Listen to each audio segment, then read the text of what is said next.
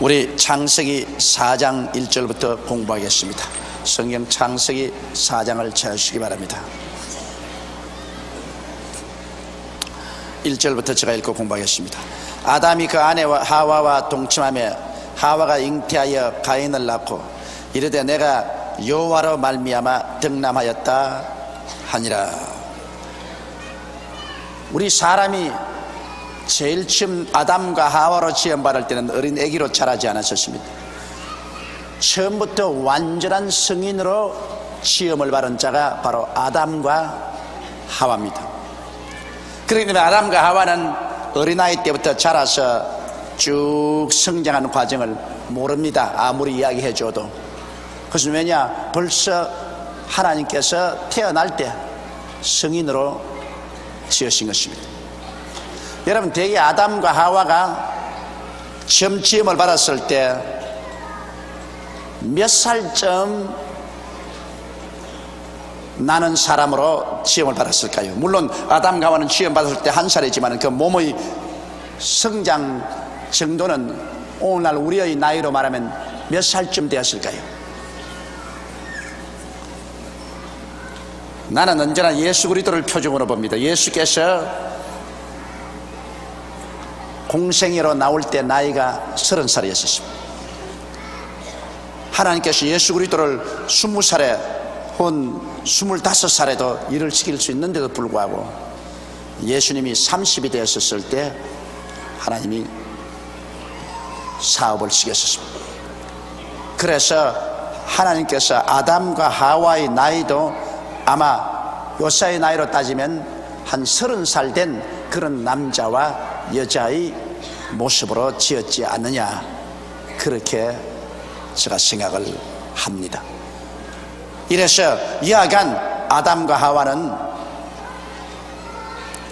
어린아이부터 성장하는 그런 과정을 통하지 아니하고 장성한 사람이 되었고, 그들이 에덴에서 쫓겨나오고 난 다음에 그들은 완전한 결혼 생활을 하게 된 것입니다. 그래서 처음 낳은 아들이 바로 가인입니다. 가인이라는 것은 여호와로 말미암아 득남했다, 내가 하나님께로부터 아들을 받았다, 그 의미인 것입니다. 그가 또 가인의 아우 아벨을 낳았는데, 아벨은 양치는 자였고 가인은 농사는 자였더라. 근데 여기 가인을 낳고 그 다음에는 그 아우 아벨을 낳았다고 했지, 여기 딸을 낳은 이야기는 안 합니다. 내가 보기에는 가인을 낳고 또 딸을 여러 명 낳고 그 다음에 아벨을 낳았다고 생각을 합니다. 이 성경에는 언제나 가계를 아버지로부터 아들로 쭉 남자 가계를 기록하고 있습니다. 그렇기 때문에 여기 아담과 하와의 가정생활에서 딸을 낳은 것은 가끔 가다가 기록했지 딸 낳은 이야기는 안 했습니다. 그런데 왜 가인을 낳고 그 다음에는 딸을 여러 명 낳고 그 다음에 아벨을 낳았다고 생각하냐면, 나중에 가인이 아내를 취하고 틀림없이 아벨도 아마 아내를 취했다고 생각을 하는데, 그러면 아무도 없는데 누구에게 아내를 취합니까? 그때는 다른 인종이 없었기 때문에 가인도 자기 형제를 취해서 아내를 삼았고 아벨도 자기 형제를 취해서 아내를 삼았다. 그러니까 자기 여동생을 취해서 아내로 삼았죠. 오늘날 일본쯤만 하더라도 벌써 사촌이면 서로 결혼하지 않습니까? 미국도 사촌이면 결혼합니다. 사촌 간에 아마 결혼 못하게끔 엄하게 막는 나라가 아마 한국일 것입니다. 한국 제껴놓고 난 다음에 다른 나라에 가면 벌써 사촌이면 서로 다 결혼을 합니다. 그러니까 아브라함만 하더라도 아브라함의 아내 사레가 이복 여동생입니다. 아버지는 같고 엄마만 틀립니다. 그래서 아브라함의 아버지가 아브라함을 낳고 그 상처하고 다른 여자를 얻어가지고서 또 딸을 낳았는데 그 딸이 바로 사레입니다. 그러니까 한 아버지 밑에 배만 다르기 때문에 한 형제지요. 그러므로 아브라함이 그것을 이용해가지고 자꾸 댕기면서 옷바락해라 해가지고서 자기 돈벌이 해먹었다고. 정 아브라함이 거짓말한 것도 아닙니다. 이복 동생이니까 좋을 때는 아내라 그러고 사태 예의치 못하면 그만 동생이라 그러고 그러고 살았다. 그러므로 옛날 여자들이 많지 않을 때는 천상 혈연으로서 결혼을 할 수밖에 없습니다. 이래서 아담과 하와가 낳은 자녀들은 모두 다 친형제끼리 결혼한 것입니다. 그래서 자손이 번져나가게 된 것입니다. 우생학적인 면에서는 친형제 가까운 혈연끼리 결혼하는 것이 좋지 않습니다. 피가 서로 남남끼리 섞여야 좋은데 우리 한국같이 좁은 나라에 5,7년 동안 함께 살았으니 한국은 사실 따지고 보면 모두 다 사돈의 팔촌이라고. 굉장히 성이 다르지 싶어도 5,000년 동안 이 좁은 땅덩어리에서 함께 살았는데 사돈의 팔촌 안 된 사람 누가 있습니까? 그렇게 연결된 것입니다. 그가 또 가인의 아우 아벨을 낳았는데 아벨은 양치는 자였고 가인은 농사하는 자였다. 벌써 태어날 때부터 여러분 다 소질이 다르지 않아요? 하나님은 벌써 사람 태어날 때부터 소질을 각각 다르게 주었습니다. 가인은 농사하는 것이 재미가 있고 또 농사하는 소질이 있고, 아벨은 농사하는데 별 재미가 없고 아벨은 양을 치는 것이 소질이 있고 재미가 있다. 그러면 여러분 자녀들을 낳아서 기르면 알 수 있습니다. 자식들이 태어날 때부터 벌써 하나님께로부터 소질을 받아서 태어납니다. 그 소질을 개발해 줘야 돼요. 소질을. 자꾸 애들 보고 인류대학만 가라고 인류대학 가라고 쥐어박지 말고 소질을 살려줘야 돼요. 나는 요번 우리 대학 들어가는 애들을 위해서 기도회 할 때 좀 별난 말을 했습니다. 그건 뭐냐면 한평생을 살면서 하나님이 제게 주신 소질이 뭔지 발견해 가지고서 그 소질을 개발해서 직업과 자기의 취미가 맞는 그것을 택해라. 그렇게 하면 제일 행복해진다. 자기의 소질은 따로 있고 직장은 따로 있으면 늘 괴롭다. 자기 소질과 취미가 자기 직업과 일치하도록 그렇게 해라. 그리고 반드시 인류 대학을 가야 인생을 성공하는 것이 아니다. 대학을 못 감으로 성공한 사람도 많다. 성공이라고 할 수 있는지 없는지 모르겠지만 저 같은 사람은 소원대로 인류 대학을 갔더라면 지금 외과 의사가 되어서 미국에 건너가서 병원에 일하고 있을 것입니다. 그러나 나는 그때 형편이 여의치 못해서 고등학교도 졸업 못하고 대학을 못 갔기 때문에 오늘 목사가 됐다. 그리고 지나고 보니 대학 못 간 게 얼마나 좋은지 몰라요. 만일 그때 대학 갔더라면 지금은 나는 의사 됐어. 나는 의사 된 것이 목적이었으니까. 또 스타일도 의사같이 안 생겼습니까? 의사 해서 자원 예수도 안 믿었는지도 모르죠. 그러나 나는 대학을 못 갔기 때문에 그 다음에 아주 좌절되고 낙심될 때 정말 예수 믿게 되고, 그리고 그 길로 소명받아서 신학을 들어왔으므로 오늘날 주의 종이 된 것이 얼마나 고마운지 몰라요. 그래서 내가 애들에게 말하기를, 기왕 공부 열심히 했으니까 입학원서 인류 대학 들어가면 좋고, 인류 못 들어가고 이류에 들어가면 더 좋고, 떨어지면 제일 좋다. 왜? 그 4년 동안 돈 들여가며 시간 허비하지 말고 이제 GNP 3,000불에서 5,000불 시대는 무엇인지 자기 전문적인 기술이 있어야 살아갑니다. 옛날 우리 시대에는 졸업장 가지고 살았지만은, 아무 대학 나왔다 한 졸업장 가지고 살았지만은, 이제 GNP 3,000불에서 5,000불 시대는 기술을 가져야 삽니다. 자기 전문적인 기술.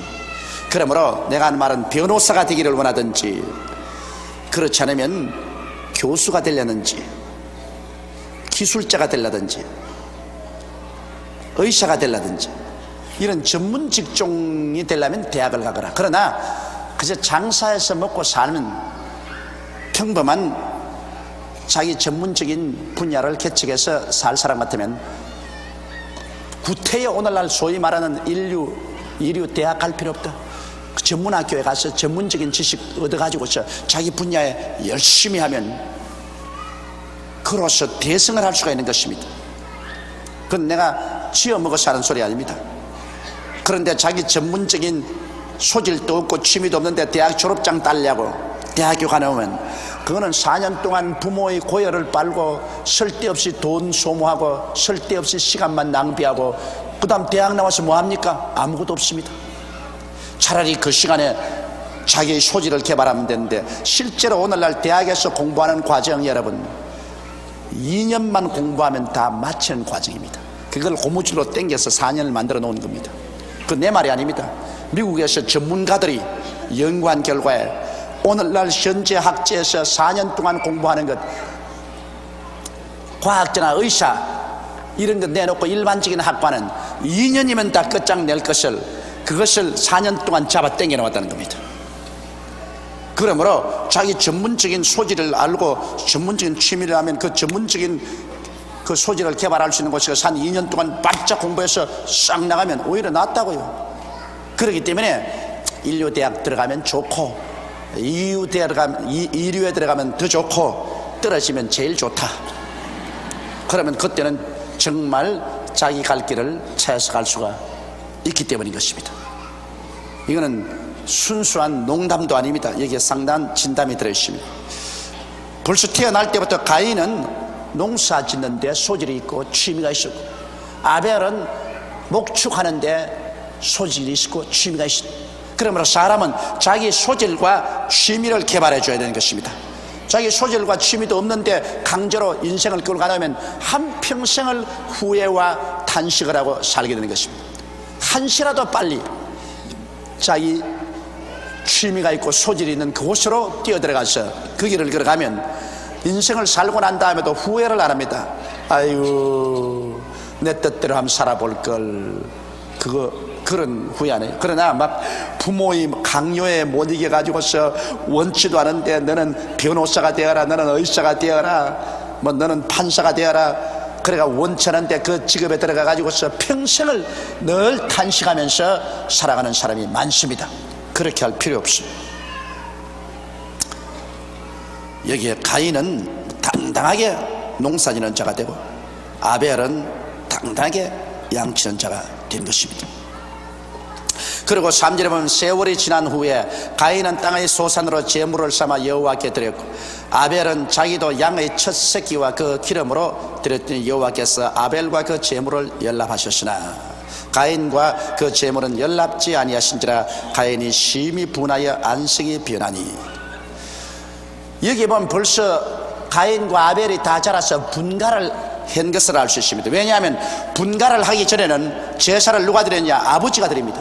한 가정의 아버지가 제사장이요 그 가정을 대표해서 제사를 드리는데 여기 보니까 세월이 흘러가고 난 다음에 가인은 가인대로 제단을 쌓고 자기가 농사한 농산물을 제단에 얹어서 제사 드렸고 아벨은 아벨대로 제단을 쌓고 자기 제물을 드렸던 것은 벌써 다 분가했다는 것입니다. 아버지 아담으로부터 가인도 벌써 분가해서 자기 독립 가정을 가지고 있고 아벨도 독립 가정을 가지고 있다. 그러므로 둘이가 다 여기 결혼했음이 틀림이 없습니다. 그래서 가인도 이미 결혼했고 아벨도 이미 결혼했습니다. 그런데 여자가 어디서 생겼어요? 그것은 가인을 낳고 난 다음에 그 다음에 여러 여동생들을 낳았던 것입니다. 아벨을 낳고 난 다음에도 여러 여자들을 많이 낳았어요. 그래가지고서 자기 여동생 중에서 마음이 맞는 사람끼리 가인도 결혼을 했고 아벨도 결혼해서 분가를 해서 한 가정이 된 사실을 여기서 볼 수 있는 것입니다. 그런데 여기에 이제 두 제단이 있습니다. 아담의 자손인데 두 제단을 쌓았어요. 가인은 하나님 앞에 자기 가정을 위해서 제단을 쌓고 농산물을 제물로 드렸는데 하나님이 안 받아주십니다. 아벨은 제단을 쌓고서 자기가 기른 양 중에 제일 좋은 새끼 양과 그 기름을 가지고서 하나님께 드렸더니 하나님이 받아주었습니다. 어떠한 형태로 받아주었다는 말은 없는데만 저희들의 생각에는 엘리야의 제단에 하나님이 불을 내려서 제물을 태움으로 받아준 것처럼 틀림없이 가인의 제단에는 하나님께서 불이 내려오지 아니하고 아벨의 제단은 제물을 얹어놓았을 때 하늘에서 불이 내려와서 그 제물을 다 불살아서 연납해 준 것이 틀림이 없을 것이라고 생각이 됩니다. 그래서 가인이 심히 분하여 얼굴빛을 변했다. 그럼 왜 하나님께서 가인의 제물은 안 받아주고 아벨의 제물은 받아줬습니까? 틀림없이 하나님께서는 아담에게 말씀할 것입니다.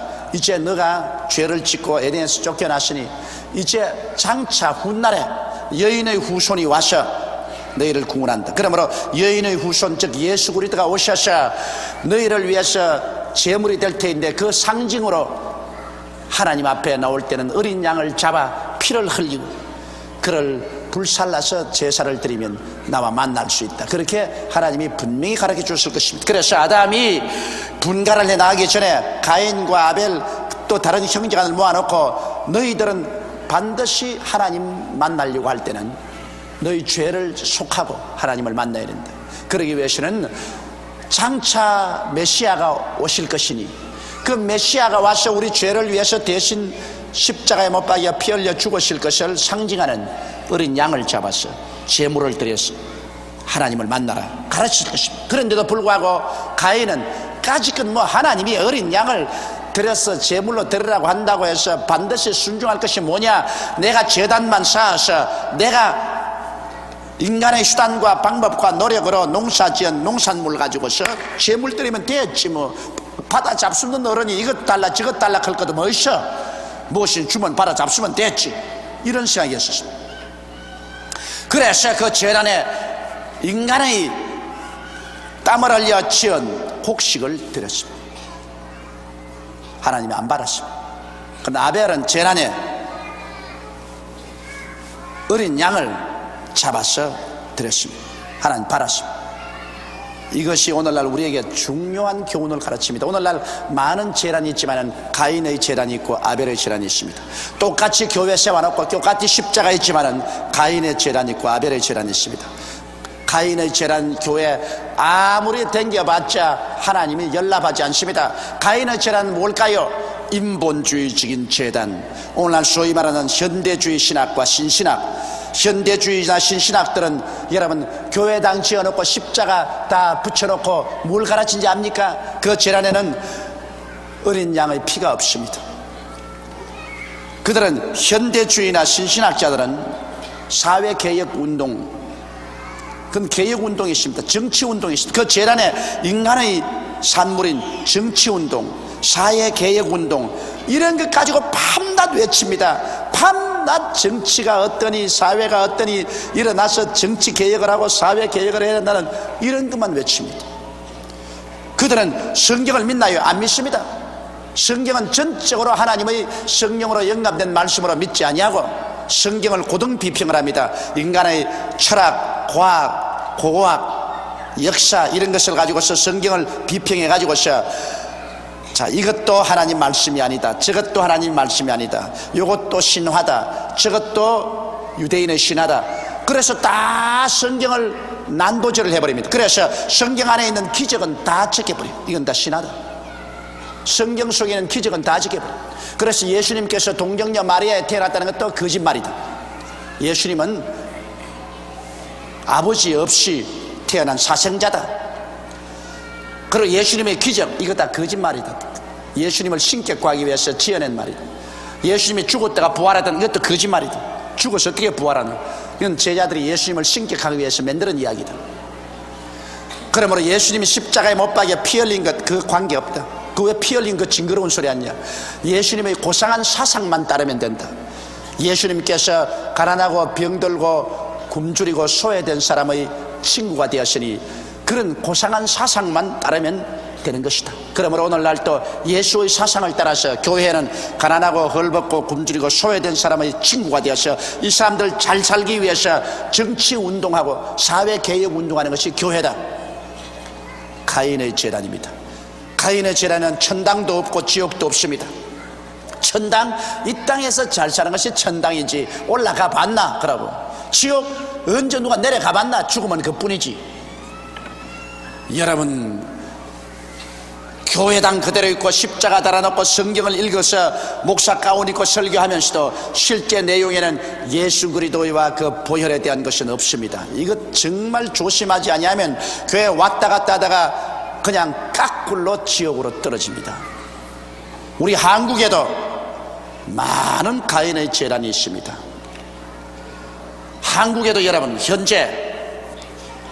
현대주의나 신신학을 받아들여서 정치 운동만 하는 교회가 많이 있습니다. 그리스도의 복음, 순복음을 전하지 아니하고 정치 운동만 하는 교회가 많습니다. 그게 밤낮 가봤자 하나님의 성령의 불은 떨어지지 않습니다. 오히려 그쪽에서는 성령 운동을 하는 사람들을 보고 전부 샤머니즘이니 미쳤다니 열광주의자니 오히려 흉을 봅니다. 성령 운동하고 성령의 불이 임하는 재단은 샤머니즘이라고, 열광주의자라고. 그러나 우리가 정말 이 말세에는 정신을 차리지 않으면 가짜와 진짜를 판별하기가 힘이 드는 것입니다. 여러분, 예수 믿는 것은 뭡니까? 예수 믿는 것은 죄인된 우리가 하나님의 사랑으로서 하나님이 그 아들 예수님을 보내주셔서 십자가에 몸짓고 피 흘려 죄를 사하고 부활해서 성천했기 때문에 예수 믿고 우리가 죄사함을 받고 그리고 하나님을 섬기며 장차 다가올 천국을 바라보고 나가는 것이 우리 예수 믿는 사람의 근본 신앙인 것입니다. 우리 예수 믿는 사람 이 땅에서 천년만년 살겠다는 것 아닙니다. 우리의 근본 목적은 우리에게 다가오는 새하늘과 새 땅과 새 예루살렘으로 들어가는 것입니다. 우리 천년만년 이 땅이 안 살아요. 그리고 이미 성경은 여러분, 이 세상은 점점 전쟁과 전쟁 소문이 나고 저체 가난과 지인이 일어나고 사람들의 사랑이 식어지고 악이 횡행하겠다고 말했지, 세상이 점점 인간의 힘으로 유토피아가 되어서 지상 천국이 되겠다고 말 안 했었습니다. 이러면 우리의 근본적인 신앙은 우리는 죄를 회개하고 예수를 믿고 영원히 구원받아서 장차 다가올 세상을 바라면서 우리 간절히 주의 복음을 전가하고 사는 것이 우리 신앙인 것입니다. 그러므로 교회의 사명이란 정치 운동에 있는 것이 아니라 복음 전도에 있어야만 되는 것입니다. 복음 전도에 있어야 돼요.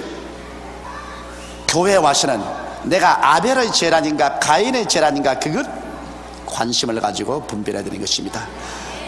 정치 교회냐 인본주의적인 교회냐, 그렇지 않으면 정말 예수 그리스도 십자가 중심의 교회냐, 십자가 중심의 교회에 와서 예수 그리스도의 보배로운 피를 그 재단에 뿌리고 믿으면 성령의 불이 임하시는 것입니다. 그 교회는 하나님의 사랑을 받는 교회요, 그 교회는 하늘과 통한 교회입니다. 그러나 십자가 재단에 어린 양 예수의 피는 한 방울도 없고 인간의 손으로 만든 곡식인, 인간의 머리로 만든 곡식인 정치, 경제, 교육, 문화, 철학 모든 이것을 잔뜩 쌓아놓고 이걸가 외치는 데는 하나님이 얼굴도 돌리지 않습니다. 거기에는 성령의 불도 임하지 않습니다. 그 사람은 항상 화가 나가지고서 널 두드려 부어라, 박살을 내라 운동을 하고 있습니다. 여기 가인도 화가 나가지고 아벨 죽였으니까. 그런 운동하는 사람은 성령의 역사가 없기 때문에 늘 무슨 운동이느냐, 분노의 역사가 있습니다. 늘 화를 내요. 뭐 때려 부어라, 파괴해라, 죽여라. 그런 분노의 영이 꽉 들었죠. 그러나 예수 그리스도의 보혈이 있고 성령의 불이 오면은 그 속에는 사랑과 희락과 화평과 오래 참음과 자비와 양성과 충성과 온유와 절제의 열매를 맺게 되는 것입니다.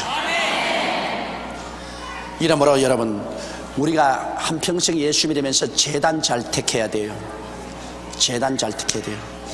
나는 보기에 여러분 순복음교회 택한 거 참 잘했다고 생각합니다. 그건 왜냐? 제가 자화자찬을 하는 것이 아니라 우리의 제단은 절대로 아벨의 제단입니다.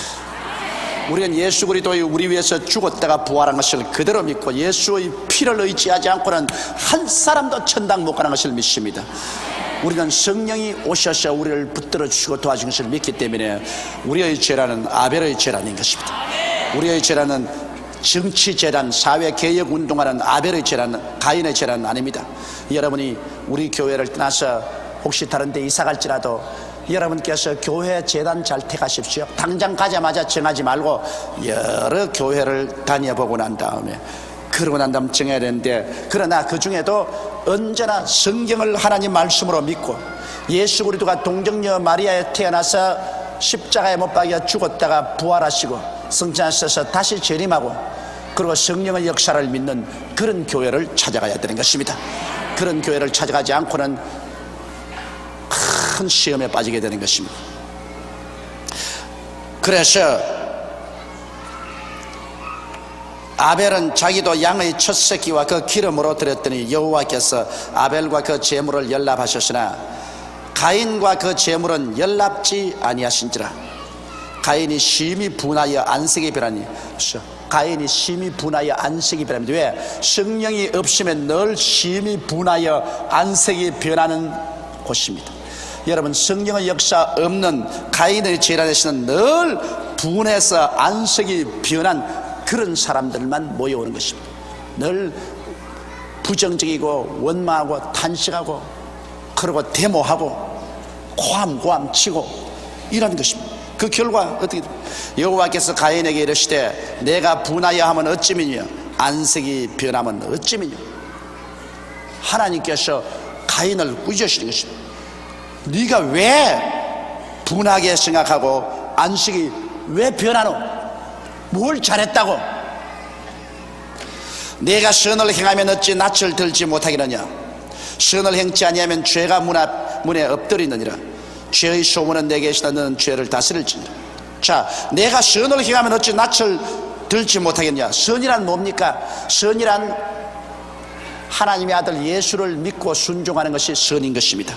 선이란 하나님의 말씀을 듣고 믿고 순종하는 것이 선인데, 하나님께서 누누이 제사를 지낼 때는 어린 양을 잡아 피를 흘려 드리라고 했는데, 그거 하나님 말씀을 듣고 믿고 순종하지 아니하시니 그는 선을 행하지 아니한 것입니다.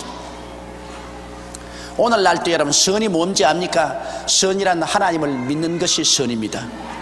악이란 뭔지 압니까? 하나님을 믿지 않은 것이 악입니다. 하나님 나라에서 선악의 척도는 세상이 말하는 윤리 도덕과는 틀립니다. 여러분, 하늘나라에서는 선은 바로 선과 의는 하나님과 그 아들 예수 그리스도를 믿는 것이 선과 의입니다. 그리고 하늘나라에서 죄와 불의는 하나님과 그 아들 예수 그리스도를 믿지 않고 배반하는 것이 바로 죄와 불의인 것입니다. 그러므로 세상 사람들이 생각하는 선과 의는 틀립니다. 아, 그 사람 법이 없어도 살 사람인데 왜 천당 못 가? 천만에요.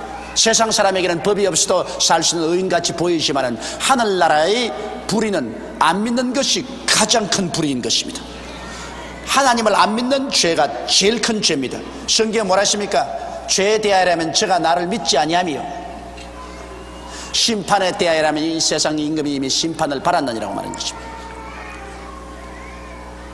이러므로 여기 가인이 분해서 안식이 변할 때 하나님이 왜 너 선을 행하지 않느냐? 선이란 바로 제단에 어린 양을 잡아들인 것이다. 예수 그리스도를 믿는 것이다. 십자가 예수, 그게 선이다. 내가 선을 행하면 낯을 들지 왜 하나님 앞에 당당히 낯들고 나갈 수 있지? 예수의 보혈을 믿는 사람 용서받고 얼마나 기쁘게 하나님 앞에 나갈 수 있습니까? 선을 행치 아니하면 죄가 문에 엎드리다니, 이건 당연하죠. 예수를 믿지 아니하면 죄가 그 앞에 엎드려요. 죄는 바로 마귀입니다. 마귀는 처음부터 범죄함이니까 죄와 마귀는 한 가지요. 선, 즉 선은 예수 그리스도인데 예수를 떠나는 사람은 바로 마귀하고 합치는 것이죠. 예수와 만나면 선을 만났으니까 그 행동이 선하게 될 것이고, 예수를 떠나면 그는 발로 마귀를 만나게 되니까 죄를 짓게 되는 것입니다. 그러므로 선을 행치 아니하면 죄가 문에 엎드린다. 예수를 떠나면 벌써 자기가 들어가고 나오는 문에 벌써 마귀가 엎드리고 있어요. 죄가 엎드려 있어요. 그러므로 예수를 믿지 않은 모든 세상은 악한 자에게 속해요. 예수 믿지 않은 모든 사람들은 벌써 마귀의 영에 잡혀 있습니다. 이 세상에 불순종의 영에 잡혀 있는 것입니다. 미안하지만 별 도리 없어요. 아무리 한 집에 같이 살아도 예수 믿는 사람은 하나님의 성령이 와서 거하시고, 예수 믿지 않은 사람은 죄의 영인 마귀가 와서 있습니다. 그렇다고 해서 마귀 클 필요는 없습니다. 그거는 그러지 말고 속으로만 알라고요. 겉으로 막 아이고 너 아버지는 마귀다, 너 엄마는 마귀다, 아이고 저 마귀 오네, 이러면 큰일 나요. 전에 어떤 가정에서 말한 것처럼 부인이 자꾸 애들 보고 너 아버지는 마귀다 마귀다 게 아니라 남편이 회사에 들어오면 애들이 마귀 왔다 마귀 왔어. 그 남편이 나에게 장문의 항의 편지를 썼습니다. 세상에 당신이 교육을 이렇게 시켰느냐, 어떻게 자식들이 내만 집에 들어오면 마귀 왔다 그러고, 내가 회사에 나가면 마귀 간다 그러고, 내가 어떻게 마귀냐. 그것은 우리가 실제적인 진리를 볼 때는 예수를 안 믿는 사람은 마귀에게 속였으니까, 그러니까 실제적인 면에서 볼 때는 마귀에 속였지만, 그런 아버지는 아버지고 어머니는 어머니지, 그걸 자꾸 마귀 왔다 마귀 간다 해서 하면 그건 큰 문제가 되는 것입니다. 기도해서 마귀의 손에서 벗어나서 구원을 받도록 우리가 해야 될 것입니다. 왜냐하면 선을 행하지 아니하면 죄가 문에 엎드려 있습니다. 마귀가 문에 엎드려 있어서 붙잡고서 하나님을 반역하는 삶을 살게 된 것입니다. 죄의 소원은 내게 있으나 너는 죄를 다스릴지니라. 죄는 끊임없이 우리를 붙잡으려고 소원하고 있습니다. 사모하고 있어요. 즉 마귀는 죄를 가지고서 어찌한지 사람을 붙잡아서 하나님 반역하는 그런 인생을 만들려고 하고 있으나, 너는 죄를 다스릴지니라. 사람은 죄를 다스릴 수 있는 권한을 하나님이 주셨습니다. 마귀의 말에 순종할 수도 있고 순종 안 할 수도 있습니다. 마귀를 안 따라갈 수도 있다고, 마귀를 제껴버리고 예수께로 나올 수 있는 그런 선택할 수 있는 자유가 있다고. 그래서 이 성경에 말한 것입니다. 죄의 소원은 내게 있으나 너는 죄를 다스릴지니라. 마귀를 다스리고 죄를 다스리고 선을 향해서 나올 수가 있습니다. 그렇기 때문에 오늘날 예수 믿는 사람에게 예수를 전도하는 것은 그들이 전도를 받고 난 다음에 그 다음 죄를 다스려서 쫓아버리고 예수를 믿고 선으로 나올 수 있는 마음의 선택의 자유가 있습니다. 그렇기 때문에 자기가 안 믿어서 지옥 가는 것이고, 자기가 하나님을 버렸기 때문에 지옥 가는 것이죠. 선택의 자유가 있기 때문에. 이러므로 우리가 열심히 전도해야 되겠고, 또 전도를 받아서 선택할 수 있도록 기회를 주어야 될 것인 것입니다. 가인이 그 아우 아벨에게 고하니라. 뭐를 고했어요? 야 동생아 놀러가자 그런 것입니다. 그 마음속에 분해가지고서 하나님의 사람 이 아벨을 죽이고 싶습니다. 그래서 그 아벨에게 야 너 나하고 놀러가자. 그 아벨에게 고하니라. 그들이 들에 있을 때 들로 놀러갔어요. 가인이 그 아우 아벨을 쳐 죽이니라. 첫 살인입니다. 여러분 보십시오. 마귀가 들어오면 아우를 죽입니다. 성경 야고보서에 그랬습니다. 가인은 악한 자에게 속하여 그 아우를 죽였나니라고 말했습니다. 바로 가인은 마귀에게 잡혔어요.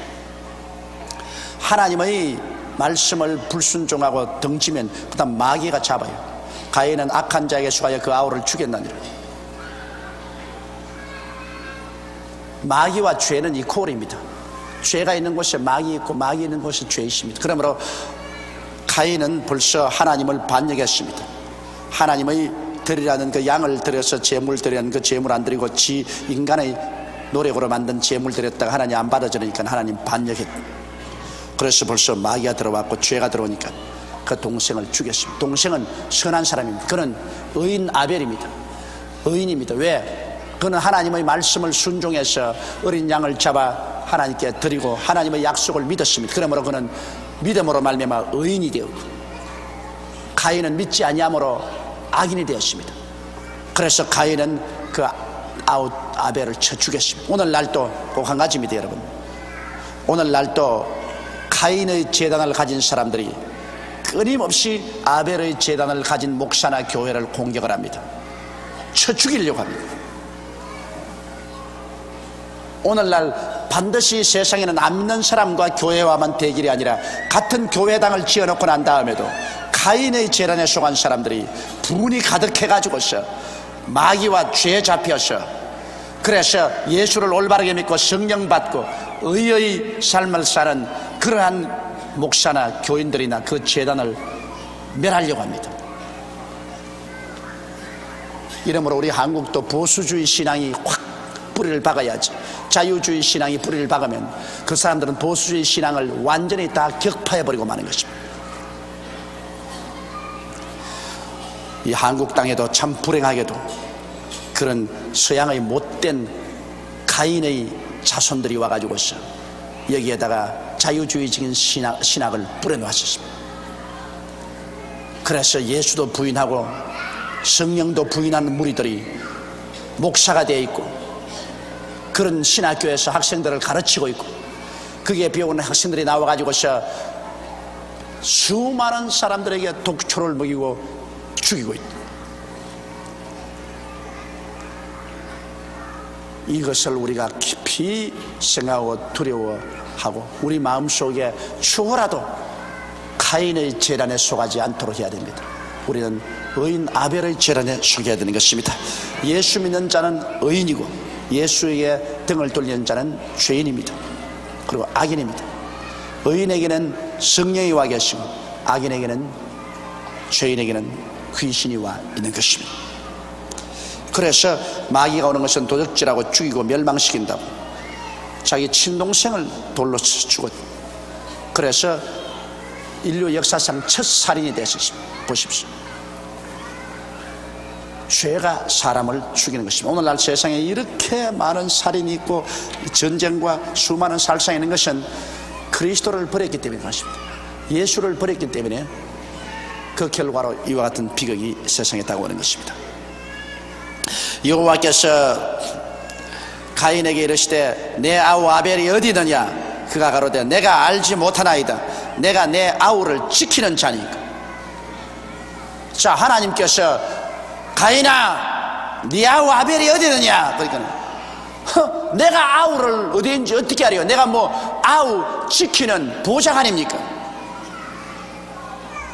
여러분, 우리 진실로 예수 믿는 사람은 서로 지켜주는 사람인 것입니다. 서로 앞에서 끌어주고 뒤에서 밀어주며 서로 악에 떨어지지 않게 지켜줘야 되는 것입니다. 그래서 우리 교회가 구역회가 있고 또 조회가 있는 이유가 있습니다. 구역장은 왜 있습니까? 구역은 왜 있습니까? 여러분, 우리 구역이라는 것은 서로 지켜주기 위해 쓰는 것이 구역인 것입니다. 교회 이렇게 모이지만은 우리 사는 동리로 들어가 버리면은 그 다음에는 우리는 일상생활에 있는데 거기에 많은 시험이 기다리고 있습니다.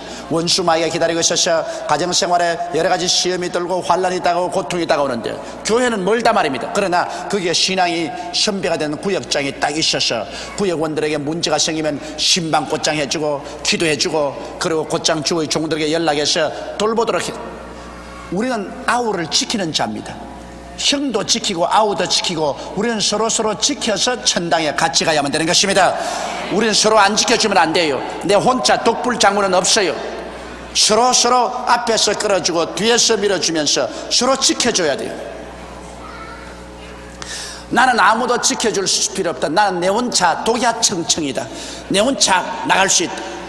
그건 벌써 교만입니다. 독야청청은 없어요. 우리 사람들은 다 약하기 때문에 서로 충고하고 서로 격려하고 서로 꾸짖어주고 서로 칭찬해주고 이래서 함께 손과 손을 마주잡고 나갈 때 힘이 있는 것입니다. 그런데 여기에 가인이 말했습니다. 내가 알지 못하나이다. 내가 내 아우를 지키는 자니까. 10절에 가라사대 내가 무엇을 하였느냐? 내 아우의 핏소리가 땅에서부터 내게 호소하느니라. 여러분, 피가 고함을 칩니다. 히브리서에 보면 의인 아벨의 피보다 더 낫게 말하는 뿌린 피니라고 말했었습니다. 여러분, 피는 말을 하는데 성경 히브리서에는 예수 그리스도의 십자가의 피는 의인 아벨의 피보다 더 낫게 말하는 예수님의 뿌린 피라고 말했습니다. 피는 외칩니다. 아벨의 피가 외쳤습니다. 하나님을 향해서 하나님이여 나의 원한을 갚아주소서. 아벨의 피의 소리를 듣고 이 세상에 여러분 살인하면 자기 무사히 있을 줄 알아도 그 땅에 떨어진 피가 하늘에 부러졌습니다. 그래서 때문에 그 살인한 사람 그 자신과 그 자손이 영영 저주를 받게 되는 것입니다. 예수님의 피가 지금 외치고 있어요. 여러분, 십자가에 흘린 피가, 땅에 떨어진 피가 그대로 사라진 줄 압니까? 의인 아벨의 피도 하나님께 외쳤는데 어린 양 예수의 피가 외치지 않을 것이라고 생각합니까? 예수의 피는 외칩니다. 성경에 의인 아벨의 피보다 더 낫게 말한다고 했습니다.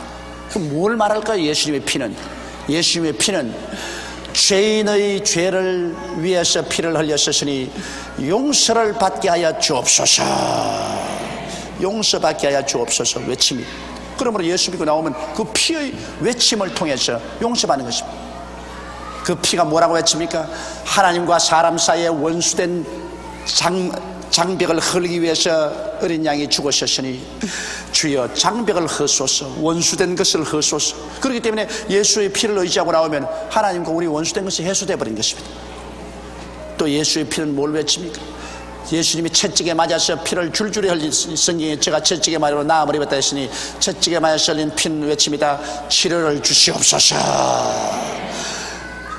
치료를 가지고 오기 위해서 예수님의 피가 흘렀으니 믿고 나오는 백성에게 치료를 주시옵소서.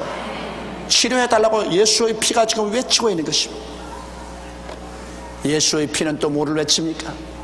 저주에서 해방시켜달라고 부르짖고 있습니다. 왜냐하면 가시관에 찔린 그 흘린 피, 쇠가시에 찔려서 흘린 그 피는 이제는 그 가시를 없애주려고 외치고 있는 것입니다. 가시의 저주를 없애소서 외칩니다. 십자가에 흘리신 모든 예수 그리스도의 심장의 피는 사망을 철폐해달라고 부르짖습니다. 이제는 예수 믿는 사람에게 사망을 철폐하소서, 예수 믿는 사람에게 죽음을 철폐하시고 영생을 얻게 하소서 외칩니다. 예수의 피는 여러분과 나를 위해서 주야로 보좌를 향해서 외치고 있기 때문에 예수님의 피를 의지하고 나가면 죄 용서함 받는 큰 힘이 임하고 성령이 임하여서 화목된 큰 능력이 임하고 치료의 힘이 임하고 축복의 힘이 임하고 영생의 힘이 임하는 것입니다. 나의 죄를 씻기는 예수의 피밖에 없네. 다시 정케하기도 예수의 피밖에 없네. 예수의 흘린 피 나리게 하오니 귀함도 귀하다. 예수의 피밖에 없네. 보십시오. 이 피를 제해버리고 이 피를 무시하고 하나님 앞에 나갈 수 있습니까? 미국의 모 교단은, 한국에도 그 교단이 있지만은 피에 대한 찬송하여서 다 뽑아버렸습니다. 어린아이들이 그거 보면 징그럽, 심리적으로 교육적으로 좋지 않은 피란 말을 다 뽑아버렸습니다. 그 사탄 마귀 아닙니까? 예수의 피가 우리를 위해서 하나님께 부르짖고 있는데 피를 제껴버리면 그럼 우리가 뭘 의지하고 구원받나 말인 것입니까? 예수의 피를 의지하면 우리는 늘 승리합니다. 어제 저녁에 내가 기도를 하는데, 내가 방에 혼자서 기도를 하는데 기도하니까 관이 보이고 관에서 죽어있는 여자가 소복을 하고 자꾸 일어나 나오고 또 죽은 사람들이 많이 이렇게 걸어 나오고 그리고 무덤에 공동묘지가 보이고, 그래서 내 기도를 자꾸 회방하는 것입니다. 그래 내가 뭐라고 하는지 압니까? 마귀야, 웃기지 마라, 웃기지 마라. 산 사람도 겁이 안 나는데 죽은 사람이 뭐가 겁이 나? 마귀도 내가 두려워하지 않는데 그래 죽은 시체들 일어나는 걸 보면 내가 겁이 나가지고서 내 방에서 뛰어나와서 애들 인도로 갈 줄 아느냐? 웃기지 마라, 웃기지 마. 아유 치사스럽다. 겁이 나면 산 사람이 겁이 나지 죽은 사람이 왜 겁이 나요? 여러분, 죽은 사람은 해 못 쳐요. 산 사람이 겁이 나지. 그래서 내가 가라, 잔소리 말고 치사스럽게 날 회방하지 말고 가라. 그러니까 뭐 싹 떠나버리고 말아요. 그 마귀가 기도할 때 그런 회방을 하는 것입니다. 우리가 예수의 피를 의지하면 마귀도 겁을 안 내는데 뭘 죽은 사람 겁을 내요? 마귀도 겁을 안 내는데 뭐가 겁이 나요? 예수 믿고 그 보혈을 의지하면 하나님이 우리 안에, 우리가 하나님 안에 있는데 두려울 것이 없는 것입니다. 가라사대 내가 무엇을 하였느냐, 내 아우의 피소리가 땅에서부터 내게 호소하느니라. 그러므로 여러분 어려울 때 예수의 피를 의지하십시오. 예수의 피가 크게 소리를 내어 여러분 위해서 기도해 주는 것입니다. 예수의 피를 주장하면 예수님의 피가 여러분을 위해서 소리쳐서 하나님 보좌를 향해서 기도해 주시는 것입니다. 우리는 예수의 피가 우리를 위해서 기도해 주시고 하나님의 성령이 우리 속에서 기도를 해 주십니다. 그러니 얼마나 좋아요. 예수의 피가 외쳐주시고 성령이 우리 속에서 외쳐주시니 하나님이 그 기도를 들어주시는 것입니다. 11절에 땅이 그 입을 벌려 내 손에서부터 내 아우의 피를 받았은즉 내가 땅에서 저주를 받으니. 살인하면 저주받습니다. 그 아우의 피가 땅에 흐르니 땅이 입을 열려서 그 피를 받았으니 이제 너는 땅에서 저주받니. 살인하는 것보다 더 큰 저주가 없는데 이 세상에 전쟁이 일어나서 이렇게 살인하죠. 나는 공산당이 결코 저주받아서 가장 무서운 지옥불에 떨어지고 공산국가가 절대로 성하지 못할 거랍니다. 더구나 이북의 김정일이, 김일성이 절대로 그들 나라가 흥하지 못합니다. 그 주의가 흥하지 못합니다. 왜냐? 사람 죽이는 것을 벌레 죽이는 것보다 더 쉽게 합니다. 우리의 기억에도 너무나 생생한 6.25 사변, 저거가 일으켜놓고 난 다음에 이제는 남한에서 쳐들어왔다고 자고 했지. 지금 여러분 대다수의 사람들은 6.25 사변 모르지만 우리같이 이제 50대가 넘은 사람은 6.25 사변 실제 몸으로 체험했으니까 너무나 잘 알지. 6.25 사변을 통해서 얼마나 많은 우리 동족을 피를 흘렸습니다. 땅이 그 입을 열어서 피를 발았어. 그러고도 여러분 랑군 암살 사건 일으키지 않나. 더구나 치가 떨리는 것은 요번 칼 추락사고 같은 것은 뭐 거의 확정적으로 이북에서 조총연계를 통해 가지고서 폭탄 장치해 가지고서 칼 떨어뜨려. 이 피도 눈물도 없는 공산당, 그렇게 많은 피를 땅에 흘렸으니 땅이 입을 열어 그 피를 받고 그 피를 흘린 사람을 저주해버린 것입니다. 그러므로 이북이 여러분 잘 산다고 하는 그런 요사이 허위선전을 하는 대학생들이 있는데 참 눈이 청명간이야. 공산주의 잘 사는 거 봤어요? 그러면 그 사람들 말 그러면 못 사는 거 봤냐? 나 못 사는 거 우리 봤지. 왜? 소련을 위시해서 중공이나 전 공산국가들이 그 국경에 철조망을 치고 지뢰밭을 만들고 대포를 놓고 기관총자를 놓고 그리고 자기 백성들 도망 못 치게 지키고 있습니다. 공산주의 나라가 그렇게 천당같이 아름답다면 문 다 열어놓고 다 와서 보라, 다 와서 보라, 너희들 이 나라에 살고 싶거들랑 가고 싶으면 가라, 그럴 거 아닙니까? 그렇죠. 이북과 이남도 그렇지 않습니까? 우리는 자꾸 문 열어놓자 그럽니다. 이남에서 우리 문 열어놓자. 우리 적십자 회담도 하고 우리 가족들 간에 편지 왕래도 하고 아예 문 탁 터놓자. 누가 문을 안 터놓습니까? 공산당이 안 터놓습니다. 왜? 터놓으면 다 내려와 버릴 거니까요. 아주 간단합니다. 여러분 이북이 잘 산다 못 산다 그런 뭘 평론할 게 있어요. 우리 문 터놓고 왔다 갔다 하지. 그런데 못 사는 사람이 왔다 갔다 안 하려고 그러지. 그 정부에서 왔다 갔다 한 날이면 자기 나라가 무너질 테니까 딱 막아놓고 왔다 갔다 왕래 못하게 해요. 아, 우리 적십자를 통해서 왔다 갔다 하자. 편지 왕래도 하자. 가족 신방도 좀 하자. 성묘도 좀 하자. 어디 들어주나요? 자기들의 치부가 드러나니까. 그런 공산국가를 잘 산다 그래요. 세계 공산국가 치고 잘 산 나라 하나도 없습니다. 세계 공산국가 치고 자기 백성을 지키기 위해서 기관총자와 지뢰밭을 만들어 놓지 않은 나라 하나도 없습니다. 베를린 같은 높은 장벽탑을 해놓고 난 다음 건너오면 총 쏴 죽이고. 왜 그러냐? 공산당들이 하도 사람을 많이 죽였어요. 소련만 하더라도 여러분, 스탈린이 공산국가를 만들기 위해서 자기 동족 1000만 내지 2000만 명을 죽였다 그럽니다. 모택동은 중공에서 공산당을 가져오기 위해서 자기 동족을 4000에서 5000만 명을 죽였다 그럽니다. 반대하면 그냥 죽여버려요. 이북의 김일성이가 얼마나 우리 많은 동족을 죽였을는지 숫자로 헤아릴 수 없을 것입니다. 그렇게 많이 피를 흘렸으니 그 땅이 피를 받고 난 다음 저주를 토해버립니다. 그 공산국가들은 너무나 많은 동족을 죽였기 때문에 땅이 저주를 토해버려요. 그래서 공산당이 못 사는 것입니다. 여러분, 소련이 실제 소련에 갔다 온 사람들 다 내가 이야기를 들어보면, 소련에 쭉 여행해보고 한국에 온 미국 사람들 이야기 들으면 한국이 소련보다 훨씬 잘 산답니다. 말도 말하고 한국이 소련보다 훨씬 잘 산다. 소련이 강대국이라는 것은 군사력으로 강대국이지, 그 백성들의 고열을 빨아서 병기를 만들어서 사람 잡는 군사력으로 강대국까지 일반 생활은 처참한, 한국보다 못 산다. 공산국가는 땅에 전부 저주를 해버렸습니다. 너무 많은 사람을 죽였기 때문에, 너무 많은 동족을 죽이고 너무 많은 외국 사람을 죽였기 때문에 페이 하면서 저주를 토해버렸어요. 그 이북이 절대로 잘 못 살아요. 이북주가 아무리 해도 못 살아요.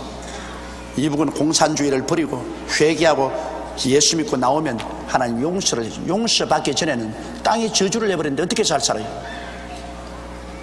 그래도 중공 같은 나라는 지금 회개를 하고 이제 중공에는 교회도 세워놓고 지하교회도 쓰고 많이, 그래서 용서를 바라니까 요사이 서서히 중공은 좀 잘 살아가고 있어요. 회개하고 예수 그리스도를 믿기 전에는 공산국가가 살아갈 도리가 없습니다. 땅이 저주해버리는데 오직 그 저주를 제할 수 있는 유일한 길은 예수 믿는 도리밖에 없는 것입니다.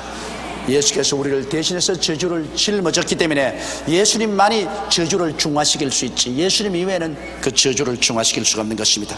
그러므로 여러분, 예수 그리스도를 믿지 않고 교회를 회파해버린 이북, 그리고 선량한 사람의 수많은 생명을 빼앗아 피를 흘린 이북은 그 땅이 저주를 받는 것입니다.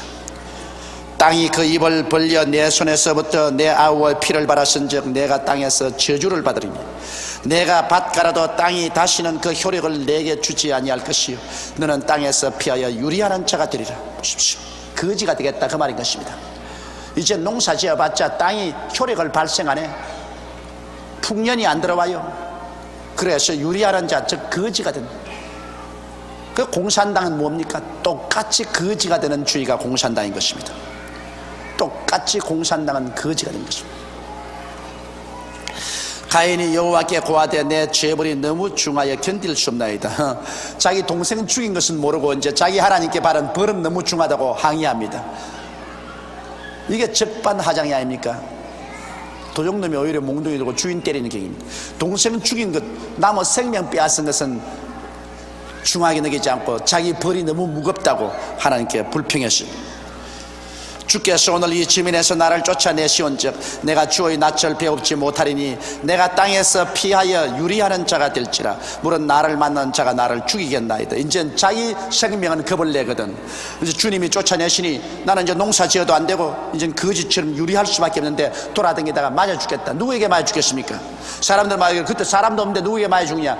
여러분, 벌써 가인이 아벨 죽였을 때는 상당히 지상에 사람이 많이 살았습니다. 벌써 아담과 하와가 여러분 해마다 연년생을 낳았으니 그 형제가 아니라도 짝가라니 얼마나 여러분 사람이 빨리 번식한지 압니까? 우리 할아버지가 첫 부인이 세상을 뜨시고 60에 장가들어서 우리 큰아버지, 아버지, 어머니를 낳으셨습니다. 60에. 그것 보면 우리 같은 사람 아직 청년이에요, 청년. 아버님이, 할아버님이 60에 장가들으셔서 우리 아버님 삼형제를 낳고 그 삼형제가 각각 몇 명을 낳냐면 9명을 낳았습니다. 그 9명들이 또 장가 들어가지고서 나가 지금 우리 사촌까지 나왔는데 그 밑에 낳은 자녀들이 지금 다 얼마냐? 50명이 넘습니다. 그러면 불과 그 시기가 얼마입니까? 우리 할아버님께서 60에 결혼하셔가지고서 낳은 자녀인데, 그 우리 큰아버지, 아버님, 작은아버님 다 살아계시고, 그 살아계신데 벌써 우리 형제들이 50명이 넘었는데, 지금 제가 만나도 누군지 모릅니다.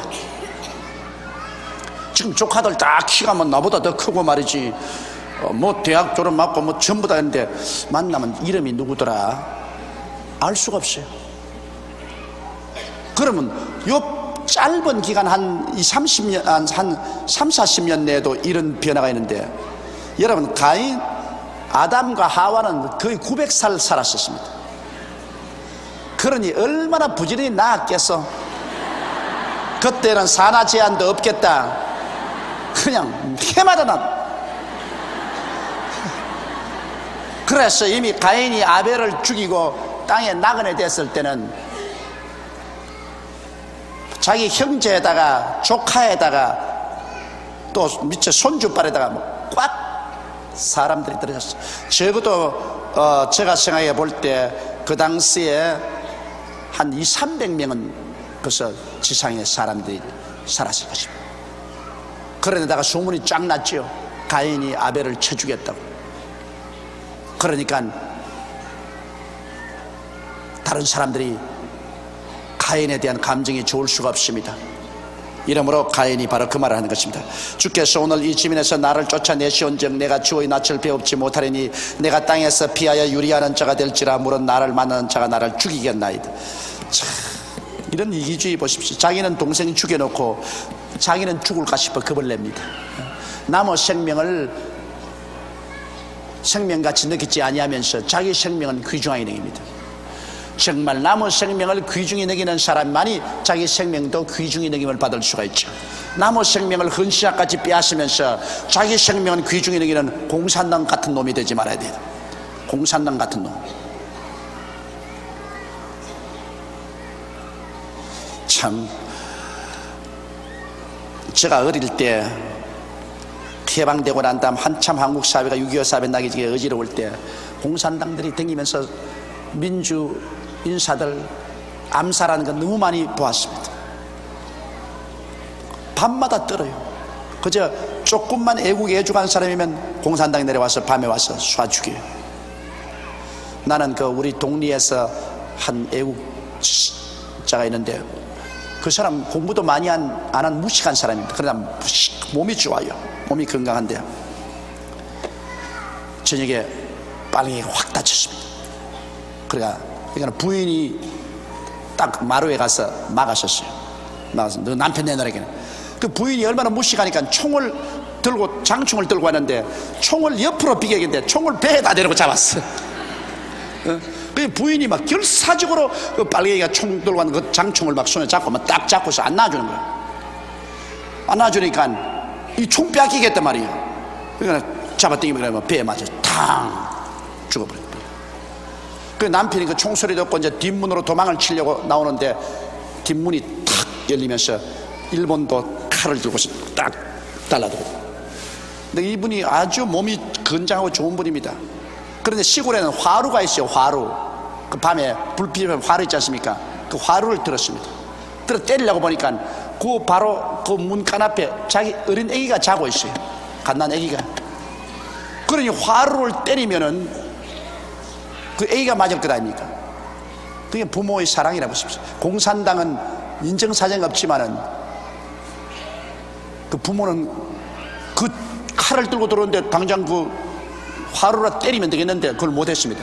그걸 화루를 내놓으니까 일본도를 치는데 그걸 손으로 받아가지고 왔어. 이 팔도 다 날아가고 이 손가락 다 잘리고 그러면서 그 놈을 밀어 제껴서 넘어뜨리고 도망을 친. 내가 그분 보았는데 그 공산당 와가지고서 아내 죽고 자기 손 다 잘리고 그러고도 겨우 목숨을 살아난 거야. 비일비재하게 이런 일이 있었어요. 그러므로 공산당은 이 사람의 생명을 그렇게 벌레같이 죽입니다. 여러분, 다른 어떤 일이 있어도 공산당만은 우리 땅에서 발을 붙이지 못하게 되는 거죠. 그런데 이 공산당 하겠다는 애들이 지금 학원에서 땅벌처럼 생겨나고 있습니다. 이게 이제 큰 문제입니다. 젊은 애들 물불을 가리지 않고 쫓기만 알고, 그래가지고서 이북 김일성 사상을 공부하고 공산당 하겠다.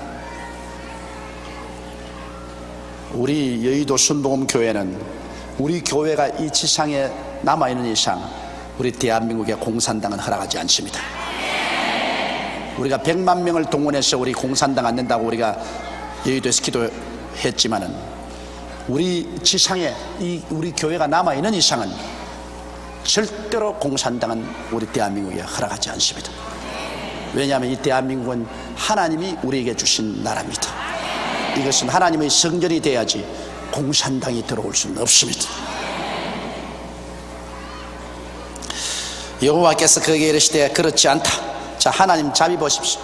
그 동생 아벨을 죽인 가인도 하나님께서 당장 벌을 내리지 않습니다. 하나님이 저주는 했지만은 당장 죽이지 않습니다. 하나님의 맷돌은 참 천천히 가면서 천천히 가지만은 나중에 갈아 나오는 것은 바싹 먼지가 되어 나오지만은, 그러나 가는 시간이 걸려요. 하나님이 당장 가인 그들의 쳐주지 않습니다. 여호와께서 그에게 이르시되 그렇지 않다. 가인을 죽이는 자는 벌을 7배나 받으리라 하시고 가인에게 표를 주사 만나는 누구에게든지 죽임을 면케하시니라. 그래서 하나님이 가인은 죽이지 마라. 가인을 죽이면 죄가 7배나 더 많다. 그래서 가인에게 아마 이마에 표를 주었든지 무슨 손에 표를 주었든지 하나님이 표를 주었습니다. 그래서 가인은 사람 만난 곳마다 그 표를 보이고 하나님이 정표를 하십니다. 그래서 그가 죽임을 받지 않았습니다. 16절에 가인이 여호와의 앞을 떠나 나가 에덴 동편 놋 땅에 거하였더니, 놋 땅이라는 것은 유리하는 땅이라는 말인 것입니다. 에덴 동편 놋 땅에 거하였더니 아내와 동침하니 그가 잉태하여 에녹을 낳은지라. 그래서 가인도 이제는 자식을 낳았습니다. 에녹을 낳은지라. 가인이 성을 쌓고 그 아들의 성을 이름하여 에녹이라 하였더라. 다음 쭉 이제 자손 이름이 나옵니다. 에녹이 이랏을 낳고 이랏은 무야엘을 낳았고 무야엘은 머두사엘을 낳았고 머두사엘은 라멕을 낳았더라. 이래서 이 혈통은, 왜냐하면 전부 아들 이름만 나온 것은, 여러분, 왜냐하면 생명의 씨를 남자가 언제나 심으니까, 그러므로 남자의 혈통을 따지는 것입니다. 여자는 이 생명의 씨를 발아서 길러서 내놓은 역할이고, 그리고 남자는 생명의 씨를 뿌리는 씨앗입니다. 그렇기 때문에 언제나 이 인류의 혈통을 말할 때는 남자의 혈통을 따라서 쭉 이야기하는 것입니다. 이러므로 예수님이 태어날 때도 아버지 없이 태어나야 되는 것은, 남자를 통해서 태어나면 예수님은 바로 아담의 자손이기 때문에 그는 벌써 저주받은 씨앗을 받았기 때문에 구주는 될 수 없습니다. 어머니는 밭이고 아버지는 씨입니다. 그러므로 밭이야 괜찮지만은 씨를 잘못 받으면 그건 안 되는 것입니다. 여러분, 곡식을 심어야 될 곳에 가라지를 심어 놓으면 아무리 밭이 좋아도 가라지가 나는 것입니다. 곡식을 심어야죠. 이러므로 혈통은 아버지를 통해서 오는 것입니다. 이러므로 혈통을 따지기 때문에 쭉 아버지 이름을 말한 것입니다. 19절에 와서 라멕이 두 아내를 취하였으니 하나의 이름은 아다요 하나의 이름은 실라며. 그래서 처음으로 가인의 자손에서 이제 이 이중혼이 생겼습니다. 원래 하나님께서는 아담과 하와를 지었을 때 일남 일녀를 지어서 살도록 그렇게 하나님이 법을 정한 것입니다. 그러나 이제 인류가 하나님 앞에서 타락하고 범죄하자 그 하나님이 정하신 일남 일녀의 그 관계를 끊어버리고, 이게 비로소 가인의 자손 중에서 라멕이 두 아내를 취하였습니다. 하나의 이름은 아다요 하나의 이름은 실라며. 아다는 야발을 낳았으니 그는 장막에 거하여 육축치는 자의 조상이 되었고, 그 아우의 이름은 유발이니 그는 수금과 퉁소를 잡는 모든 자의 조상이, 소위 말하는 요새 음악가의 조상이 됐던 것입니다. 실라는 두발 가인을 낳으니 그는 동철로 각양 날카로운 기계를 만드는 자요, 두발 가인의 누이는 나아마였더라. 라멕이 아내들에게 이르되, 이 라멕이 자기는 아내를 둘이 거느렸을 뿐 아니라 그 다음 또 살인했습니다. 이게 뭐니, 아다와 실라여 내 소리를 들으라. 라멕의 아내들이여 내 말을 들으라. 나의 창상을 인하여 내가 사람을 죽였고 나의 상함을 인하여 소년을 죽였다. 아마 소년하고 다투다가 자기 몸에 상처를 입히니까 그냥 일어나서 소년을 쳐 죽여버렸습니다. 가인을 위하여는 벌이 7배일진데 라멕을 위하여는 벌이 77배이라. 자기 마음에 사람 죽이고 마음에 가책을 느꼈습니다. 보십시오, 여러분, 이 결혼식일 때 가문을 본다는 것은 그 이유가 있습니다. 한 가문은 거기에 흐르는 정신적인 전통입니다. 가인이 살인을 했으니까 그 자손 때 나왔어도 쉽게 살인을 합니다. 그럼 가인의 집안은 살인의 집안입니다. 여러분, 요사이 젊은이들 약간 뭐 부모가 알 거 뭐냐, 사랑은 우리가 하는 것인데 우리 사랑하고 연애해서 우리가 결혼하지. 그렇지가 않습니다. 여러분, 한 가문에서 전통이 있어요. 한 가문에서 처벌 얻는 집안은 그 쭉 내려오면서 자꾸 처벌 얻어요. 또 한 집안에서 고혈압, 중풍병이 걸리는 이런 집안은 그 고혈압이 전통적으로 쭉 내려오는 것을 많이 보아요. 암 같은 것은 요사이 그 체질이 완전히 유전이라 그러지 않습니까? 한 가족에 암이 있는 사람은 그 자손들에게 언제나 암이 걸릴 수 있는 가능성이 있습니다. 이러기 때문에 이 결혼 같은 거 할 때 가문을 보는 것, 도덕적으로 그 가문을 보고 또 체질로서 그 가문을 보고, 그래서 잘 선택해서 결혼한다는 것은 좋은 가정을 이루고 자녀들을 기르는데 대단히 중요합니다. 저는 그것을 못했지만은 여러분은 자녀를 기르면 부모들이 잘 가문을 보고서 결혼을 시키는 게 좋습니다. 그러나 요새 애들 말을 들어 먹어줘야 말을 하지 뭐. 괜히 어른들이 말만 그렇게 하지 뭐. 저거 마음대로 해가 결정해버리고 말지 뭐. 어른들이야 뭐 별 힘이 없지. 그 다음 25절에 아담이 다스의 아내와 동침함에 그가 아들을 낳아 그 이름을 셋이라 하였으니 이는 하나님이 내게 가인의 죽인 아벨 대신 다른 씨를 주셨다 함이며. 그 아담이 물론 그 이후로 많은 자손을 낳았겠지만 그러나 그 자손 가운데 꼭 아벨같이 하나님을 간절히 찾고 하나님의 뜻을 추구하는 아들 하나가 나왔습니다. 그 이름이 셋입니다.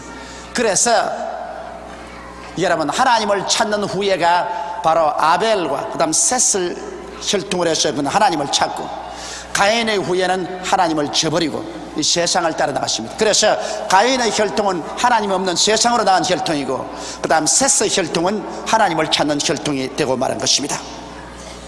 셋도 아들을 낳고 그 이름을 에노스라 하였으며 그때 사람들이 비로소 여호와의 이름을 불렀더라. 여호와의 이름을 불렀다는 것은 비로소 하나님께 기도하기 시작했다는 것입니다. 가인의 후예들은 전혀 기도 안 했어요. 그러나 아벨은 기도했고, 그 다음에는 그 기도하는 백성이 끊어졌다가 아담이 나중에 또 아들을 낳았는데 그 아들이 셋인데, 그 셋은 하나님을 간절히 찾는 사람이고 그 후예들은 하나님의 이름을 불렀다. 하나님께 기도하는 후예가 된 것입니다.